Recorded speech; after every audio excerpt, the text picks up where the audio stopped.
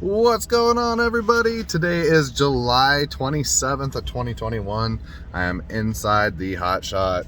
I'm getting ready to call it a night. Had no parking.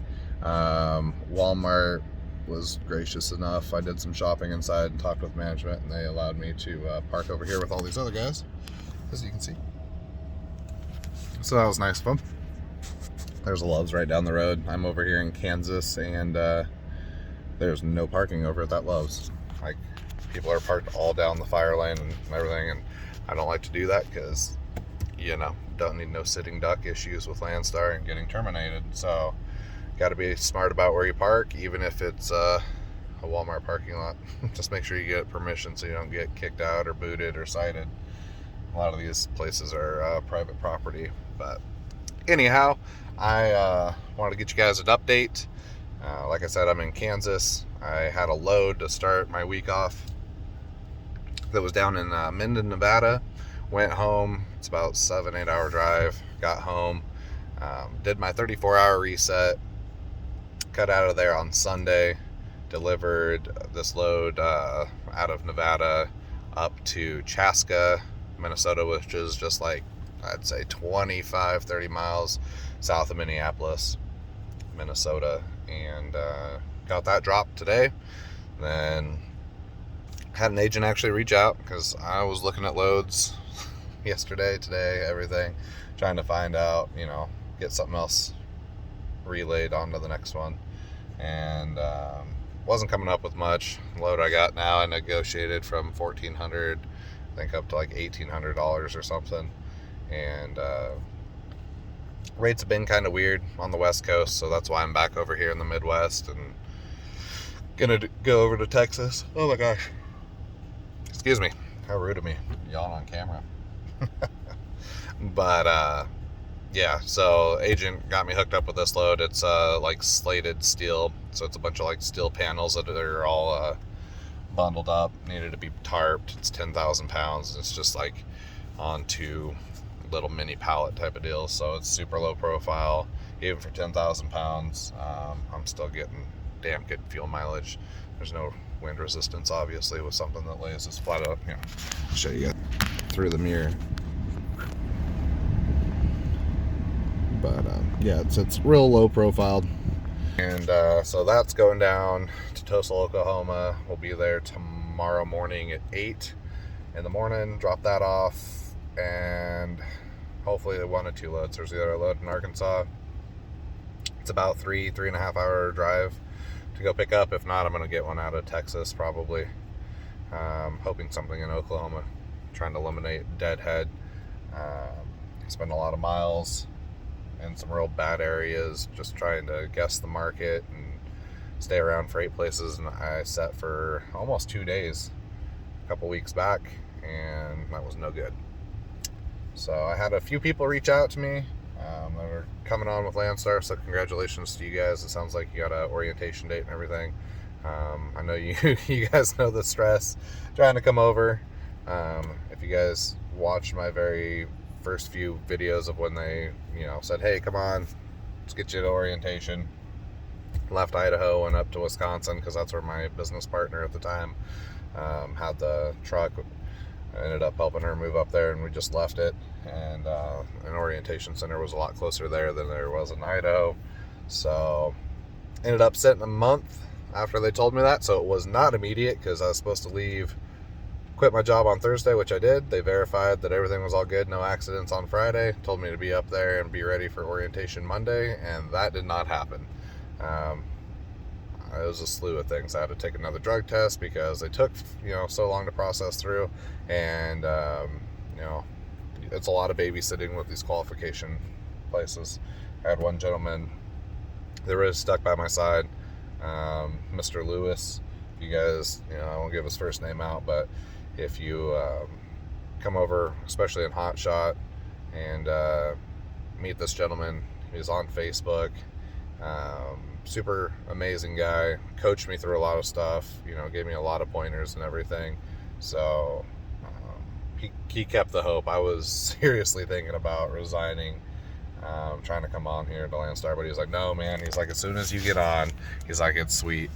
you know, you don't have to deal with that. Just, you know, do all your paperwork, keep up on the maintenance, all your maintenance reports, you know, communication, all that, you know, professional side of stuff, and Landstar leaves you alone. And that literally has been it. I've had agents call on random whims to be like, hey, we got a load.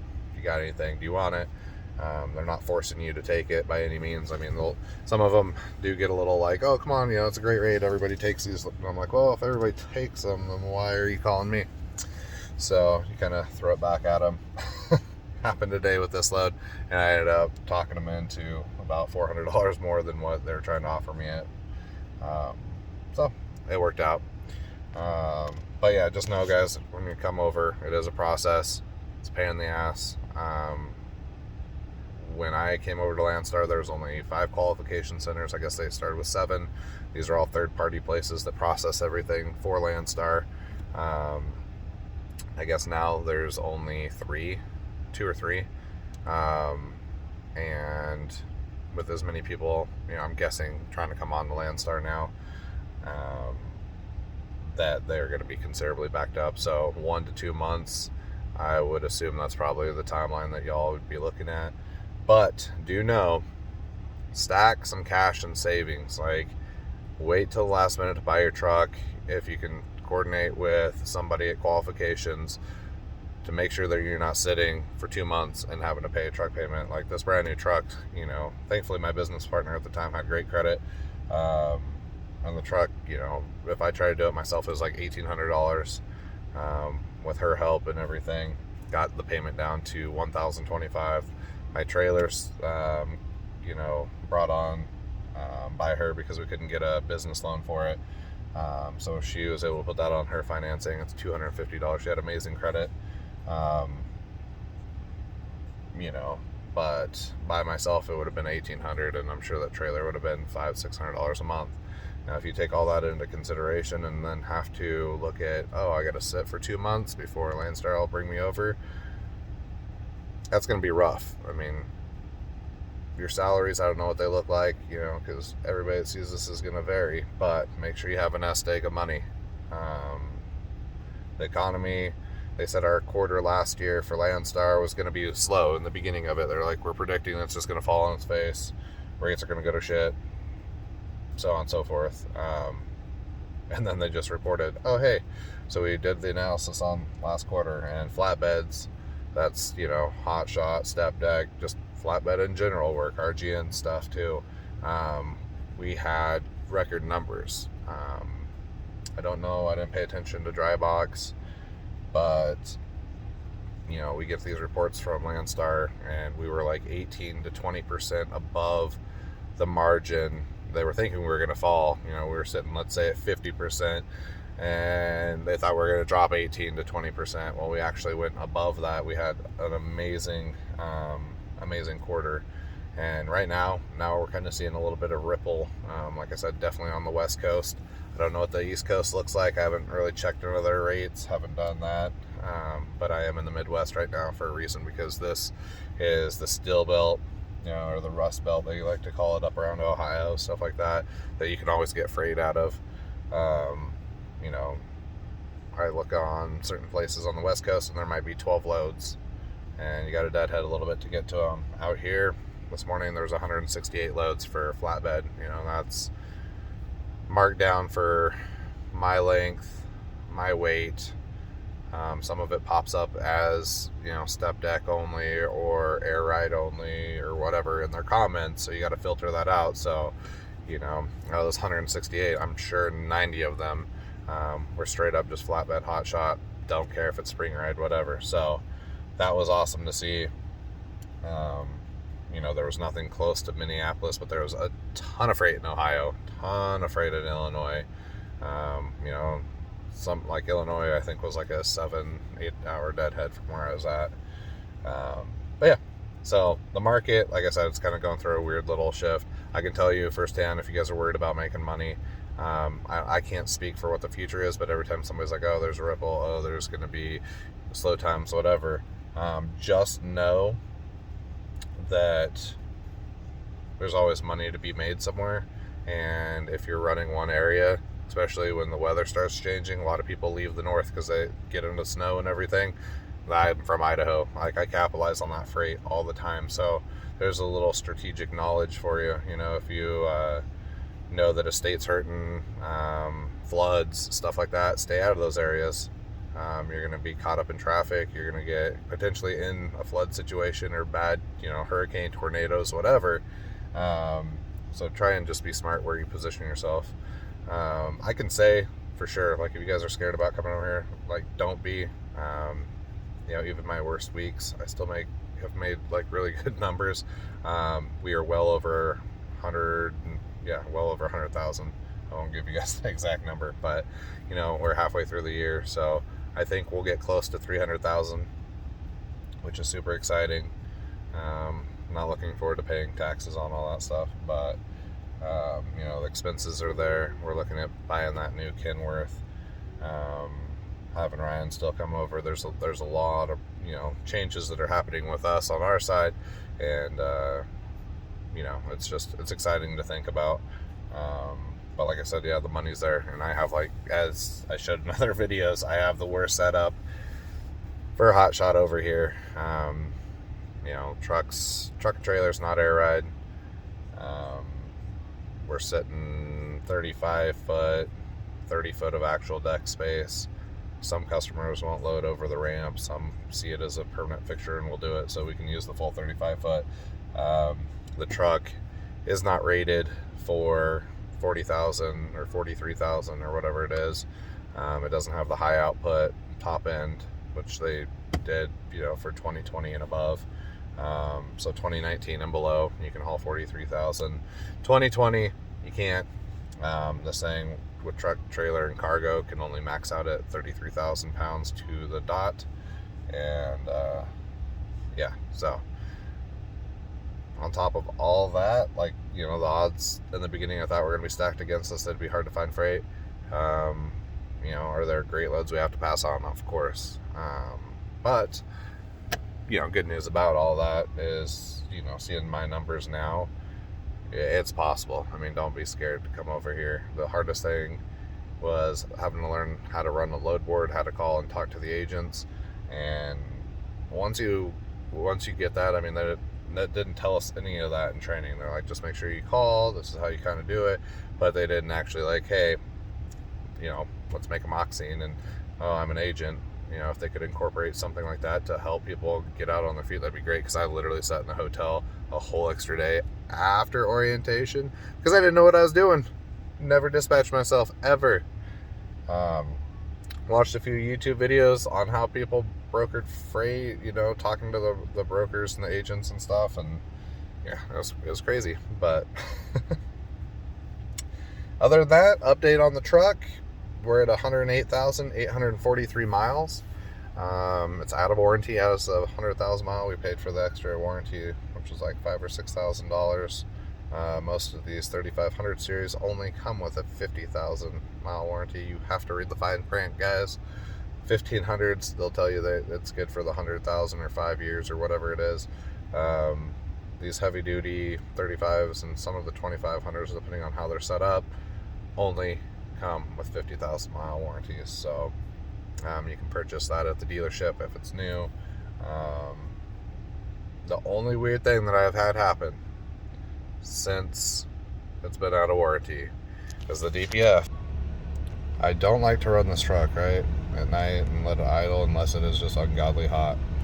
So the filter is showing, as you guys can see right there, that thing was filled all the way, almost full, and this thing was saying like critical DPF, like it needed to burn it off or whatever. So for 2 days straight, it said that. I was reading and watching videos on YouTube that was like, hey, run it consistently at 65 miles an hour for 45 minutes and it clears it out for the DPF filter. It did not do that for me. For like 3 hours straight, I was on flat ground, 65, cruise control, tow haul was on. Like, no, it took literally 2 days of driving on, and I ran it a little bit last night and then just shut it off because it would not burn that off fully. I just pulled in to this Walmart over here in Kansas, did my shopping, came out here and looked at it and was like, wow, it's actually like, I think it's under an eighth or whatever. But yeah, it was like 7/8 of the way full, and I was like freaking out. I was like, oh, watch it gum up. And then it wouldn't let me go above 60 miles an hour. It kind of hesitated, did some weird stuff. I do run some cleaners through this. The diesel clean, it's like 16 or 17 bucks at Walmart. It seems to be obviously way cheaper there than your Flying J's, and truck stops and stuff don't do that. That's horrible to buy from them. That's super expensive. But yeah, I run that every like 4th tank, 5th tank, something like that. So I do it a couple times a week, and just to try and get some of the corrosion, the things that are built up. So I don't know if that's contributing to this whole DPF thing, because I just started doing that a lot more recently. And being out of warranty kind of sucks. So I'm like, yeah, if it screws up, there's no way to be like, and trying to get it fixed. But yeah, outside of that, I mean, I don't see freight going completely off the rails. A collapse of any sort. Like right now, a lot of products are needing moved. I'm watching the whole COVID thing, just because last time we did have a dip in production, a lot of warehouses shut down. Things still needed moved. Landstar took on a lot of business, so we didn't really slow down due to COVID. There's a momentary blip where everybody was off for like that 2 weeks or mandatory shutdown, whatever it was. But outside of that, I mean, I just see us getting busier and busier. So, like I said, don't be afraid. If you guys have any questions, please reach out. I've already had, a handful of people now, probably 7 or 8 of you guys, reach out and ask me about loads, ask me, process of getting on with Landstar. A couple of y'all have equipment and you're bringing it over, so congratulations to you guys. But yeah, it's definitely a good thing once you get here. It's a pain in the ass on the way, and I feel for you, but just stick with it, and you'll be making as much money as you want. You treat it like a regular truck job or whatever. Yeah, you'll make money. I mean, there's days or weeks or months that I only run 3 days a week and then I'm home. There's some, that's just because I have some things planned, or I'll go out for 3 weeks, come home for a week, or however. And I haven't just stayed solidly out for a long time. There was one time that I did that and put in 8 weeks this year. Outside of that, it's just been home every couple weeks. I'll come home for 4 days or whatever. So it's not like I'm out every single day, every single week. And we're making good money over here. So just stick with it. Like I said, if you guys have any questions, feel free to message me at or email me at the flidtransportllc@gmail.com. And there I give people my personal cell phone number. I got all the time in the world, as long as I'm not loading or unloading. You can give me a call, we'll talk. I'll let you guys, I'll answer anything I can. If I don't have the answer, I will help you get the answer. I talk to a lot of the Landstar reps and the recruiters and stuff, so if there's something that's oddball that I don't know, I'll call them, get it, be happy to help you out. There's so much freight here, guys, that it's not like a cutthroat game at all. We're all friends. I stop for other, even people that aren't with with Landstar.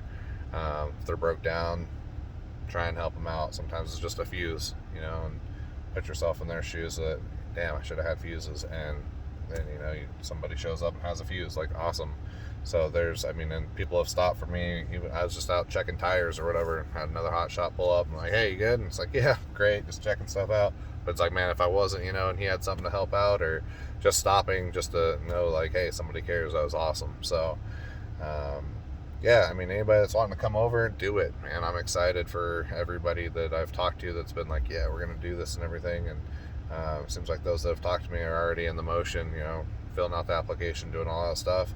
And like I said, if there's anything I can do to help, reach out. That's what I'm here for. I'll keep posting some videos. I'll try and get on and do another load board video so you guys can see some of the freight that we got going on. And then, yeah, we'll go from there. But I appreciate y'all for tuning in. if you have any, anything, anytime, reach out. But have a good night. Peace out.